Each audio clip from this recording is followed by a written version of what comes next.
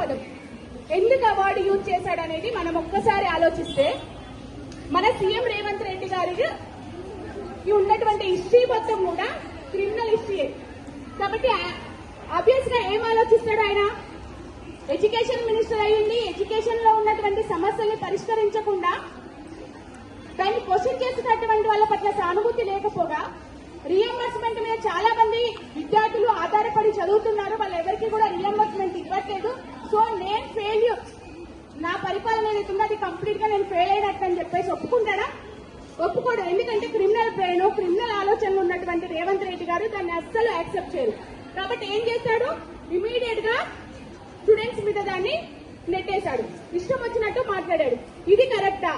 ఒక స్టూడెంట్స్ ని, engineering students ని, ముఖ్యంగా తెలంగాణలో చాలా ఇంజనీరింగ్ స్టూడెంట్స్ ఎవరైతే ఉన్నారో వాళ్ళు చాలా మంచి పొజిషన్ లో ఉన్నారు. ఇవాళ వాళ్ళని మెచ్చుకోవాల్సింది పోయి బిఫోర్ మన ఐటీ మినిస్టర్ ఎవరున్నారు? కేటీఆర్ గారు ఉన్నారు. కేటీఆర్ గారు రూల్ చేసినప్పుడు ఎలా ఉండింది? ఐటీ రంగం అనేది చాలా అభివృద్ధి చెందింది, చాలా పెద్ద పెద్ద కంపెనీస్ ఇక్కడికి వచ్చాయి.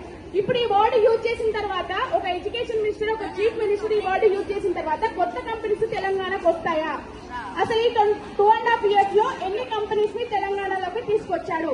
ఎంతమంది ఐటీ స్టూడెంట్స్ మంచి జాబ్స్ వచ్చాయి అనేది ఇప్పుడు ఒక పెద్ద బిగ్ క్వశ్చన్. అవునా? సో మీరేం ఫీల్ అవుతున్నారో కూడా మాట్లాడండి.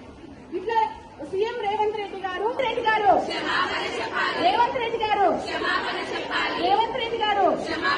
ఇంజనీరింగ్ స్టూడెంట్స్ రేవంత్ రెడ్డి గారు వెంటనే ఇంజనీరింగ్ స్టూడెంట్స్ రేవంత్ రెడ్డి గారు వెంటనే ఇంజనీరింగ్ స్టూడెంట్స్ రేవంత్ రెడ్డి గారు వెంటనే జై తెలంగాణ, జై తెలంగాణ, జై తెలంగాణ, జై Telangana. We want justice. We want justice. We want apology. We want apology. We want apology. We want apology. We want apology. We want reimbursement. We want reimbursement. We want reimbursement. We want reimbursement. We want reimbursement.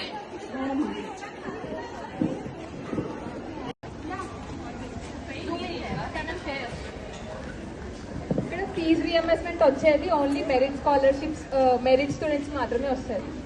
వాళ్ళని కూడా criminals అంటే we can't take that.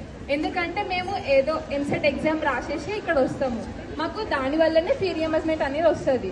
Criminals అంటే we can't write EAMCET exam ఆల్సోనో.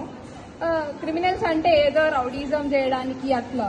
ఇప్పుడు fee reimbursement ఇవ్వకపోతే మాకు ఇక్కడ certificates రావు. ఒకవేళ మాకు బ్యాక్లాగ్ లేకుండా 48 సబ్జెక్ట్స్ క్లియర్ చేసినా గానీ మా క్లాస్కి ఇక్కడ సర్టిఫికెట్స్ ఇవ్వరు. So we can't go outside and we can't work. So మాకు ఫీ రియంబర్స్మెంట్ ఇచ్చి మాకు అబలైజ్ చేస్తే విల్ టేక్ దట్. అంతవరకు will protest about this. 4 years కష్టపడి అన్ని కొంచెం మేము 4 years కష్టపడి ఆల్మోస్ట్ నియర్లీ 50 సబ్జెక్ట్స్ క్లియర్ చేసి వితౌట్ ఎనీ బ్యాక్లాగ్ మంచి CGPA తెచ్చుకున్నాం. అయినా కూడా this government is not giving us any job assurance or candidate. So దానికి ఇంత కష్టపడి కూడా we are facing backlog from the education minister himself. So this is not right on this part. So we need an apology.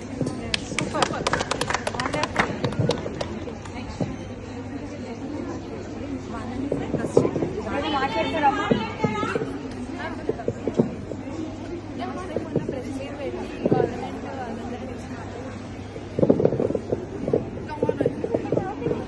మొన్న అందరినీ press meet కి పిలిచి మాట్లాడినాడు కదమ్మా.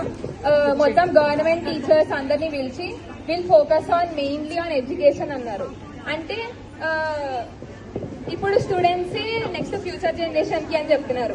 ఇప్పుడు మేము కూడా ఫ్యూచర్ జనరేషన్ డెవలప్ చేయడానికి ఉన్నాం కదా. How can we say criminals అని? మొన్న ఏమన్నాడంటే మీకు ఏవి కావాలంటే అవి నేను ఫెసిలిటీ ఏర్పాటు చేస్తా, ఎక్కడైనా దుబారా ఖర్చు ఉంటే నేను దీనికి ఎడ్యుకేషన్ కి పెడతా. మరి అది తగ్గించి మాకు ఫీ రీయింబర్స్మెంట్ ఇవ్వచ్చు కదా.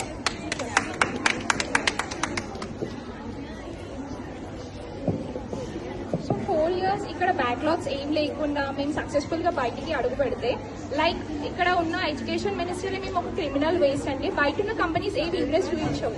So we don't have any scope for our future.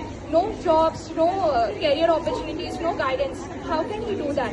So I sincerely say that the CM need to apologize for us for saying we are the criminal waste, but we are here, the future drivers and the future generation of the state.